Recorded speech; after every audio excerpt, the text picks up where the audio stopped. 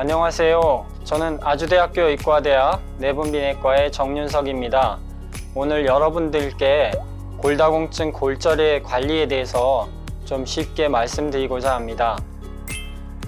네, 뼈가 부러진 게 우연히 부러졌다고 생각할 수도 있지만 사실은 여러분들이 알지 못하는 사이에 뼈가 점점 약해져서 골절이 발생했다고 볼 수 있습니다.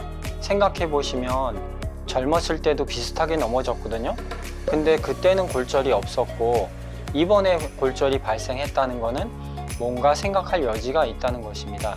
보통 사람의 뼈가 젊었을 때 최대로 올랐다가 중년 이후에 점점 감소하기 시작하거든요. 여성의 경우에는 폐경이라는 시점에서, 또 남성의 경우도 한 60세 이후 정도부터는 뼈가 급격히 약해져서 작은 충격에도 골절이 발생하게 됩니다. 알게 모르게 뼈가 약해졌고 그걸로 인해서 필연적으로 골절이 발생했다고 볼 수 있는 거죠. 젊은 사람도 간혹 골절이 발생하거든요. 그런 경우에는 2차성으로 어떤 질병이 있다든지 또는 어떤 약물을 잘못 써서 그거로 인해서 뼈가 급속도로 약해져서 비교적 젊은 연령에도 골절이 발생할 수도 있습니다. 우선 그냥 쉽게 생각하면 단순 엑스레이가 있을 텐데 일반 엑스레이로는 뼈가 골절이 있다, 즉 금이 갔다, 부러졌다 정도만 알 수가 있고요. 이렇게 양적으로, 그러니까 몇 퍼센트가 약해졌다라고 하려면 골밀도를 측정하시는 것이 좋습니다. 뼈의 밀도, 즉 골다공증이 있느냐 없느냐를 알게 되는데 정상인 100%에 비해서 나의 뼈가 70%다 이렇게 나오게 됩니다. 그래서 그 수치를 보고서 골다공증 여부를 확인하게 되는데, 그러면 골밀도를 어디 가서 찍느냐? 골밀도 장비가 있는데요. 병원에 가서 물론 찍으실 수가 있고요. 의원급에도 있는 경우가 있습니다. 누워서 촬영하는 방법이 있고 앉아서 하실 수도 있는데, 부위는 허리하고 허벅지 또는 팔, 다리 같은 데를 엑스레이 방법으로 수정하는 게 조금 정확하고요. 간단하게는 초음파 방법도 있습니다. 그래서 어떤 방법을 사용하시더라도 여러분의 뼈 건강 상태를 어느 정도 아실 수가 있습니다.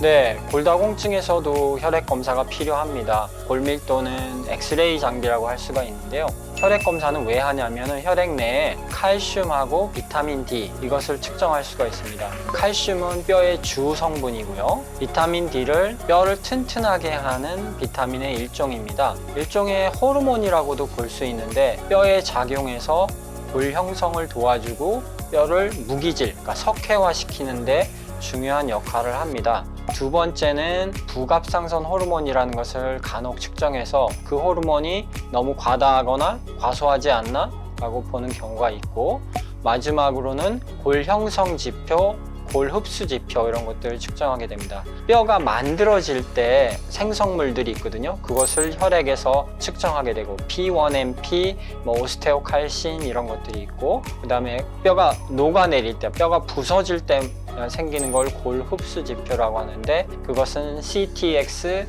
NTX라고 합니다.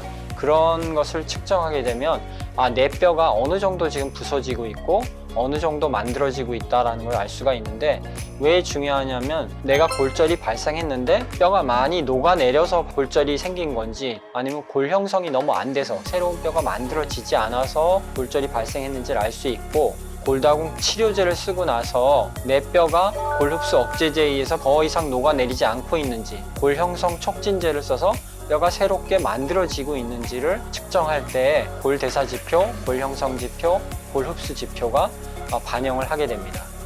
골절의 위험 인자가 여러 가지가 있는데요. 본인이 과거에 골절이 되신 적이 있다고 하면은, 즉 과거력이죠. 그런 경우에는 골절 위험도가 올라갑니다. 두 번째는 가족력이라고 할 수 있는데요. 나의 부모 또는 형제 자매, 직계 가족 중에 조금 먼 친척 중에서도 골절이 있었다고 하면은 그럴 소인을 내가 갖고 있을 확률이 높습니다. 골밀도는 그렇게 나쁘지 않은데 골절이 발생하는 경우가 간혹 있습니다.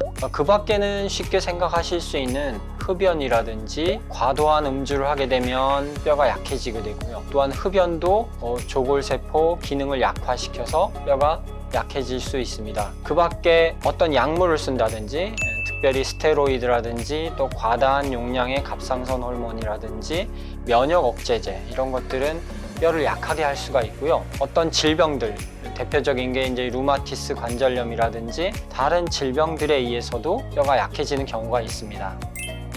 우선은 낙상을 예방해야 됩니다. 그러니까 지금 한번 골절이 발생하셨다고 하면 이제 다음번 골절이 발생할 확률이 높아지게 됩니다. 골다공 치료제를 쓰는 것도 있겠지만 우선 넘어지지 않아야 됩니다. 그래서 이 낙상을 예방하는 것이 필요한데, 우리가 생각한 거하고 달리 집 바깥에, 즉 실외에서 넘어지는 것보다는 오히려 실내가 많으세요. 집 안에서 욕실이나 화장실에서 넘어지는 경우가 상당히 많고요. 또 기타 바닥에 놓여 있는 물건들에 걸려가지고 넘어지는 경우가 많으세요.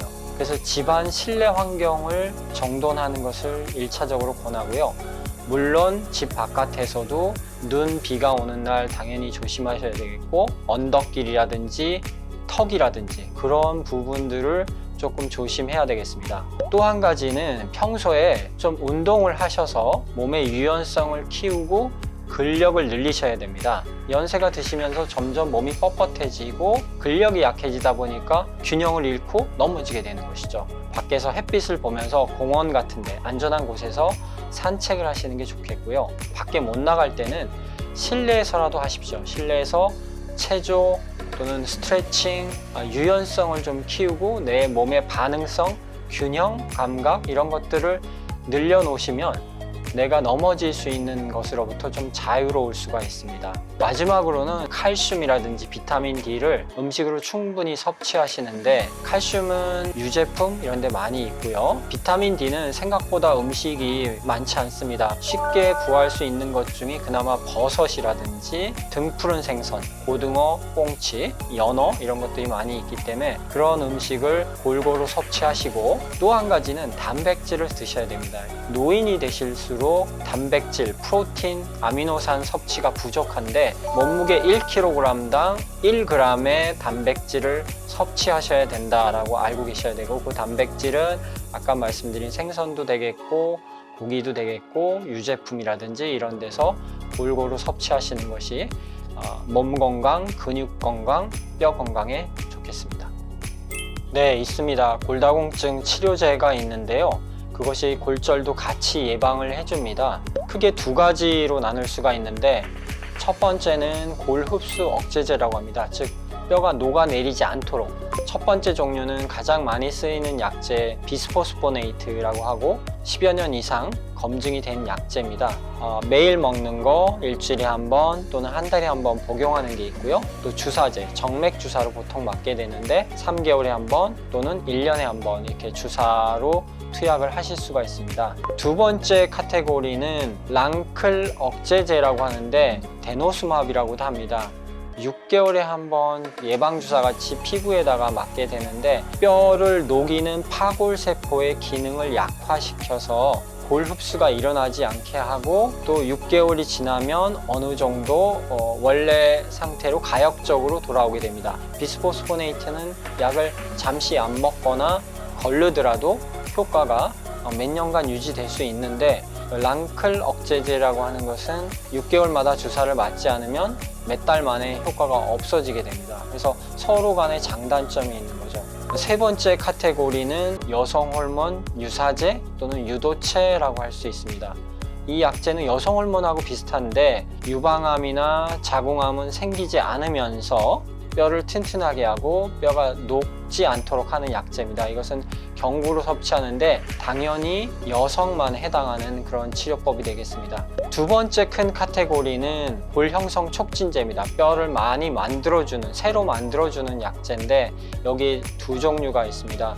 첫 번째는 부갑상선 호르몬이라고 하는 거고요. 새로운 뼈를 만들어줍니다. 조골세포를 자극해서 새로운 뼈를 만들어주는 좋은 작용이 있는데, 약간 불편한 점은 매일 주사를 피하 주사로 피부에 맞아야 된다는 점이 있고, 두 번째 주사는 일주일에 한 번 맞는 것도 있습니다.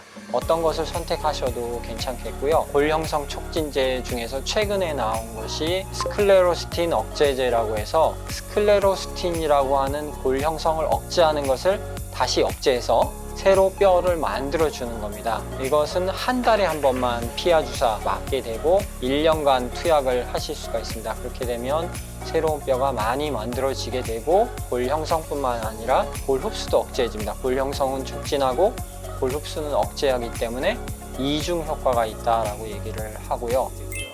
네, 당연히 필요합니다. 골절이 한번 발생하게 되면 노년기 이후에는 항상 따라다닌다라고 생각하셔야 됩니다. 주기적으로 병원에 방문하셔서 검사도 하고 치료도 받고 나의 뼈 건강 상태를 확인하는 것이 필요합니다. 오늘은 골다공증 골절 관리에 대해서 저와 함께 알아봤는데요. 폐경 이후 여성 또는 60세 이후 남성이라면 골밀도 및 골 건강 상태를 확인하시고 골절 없는 건강한 삶을 누리시기를 바라겠습니다. 감사합니다.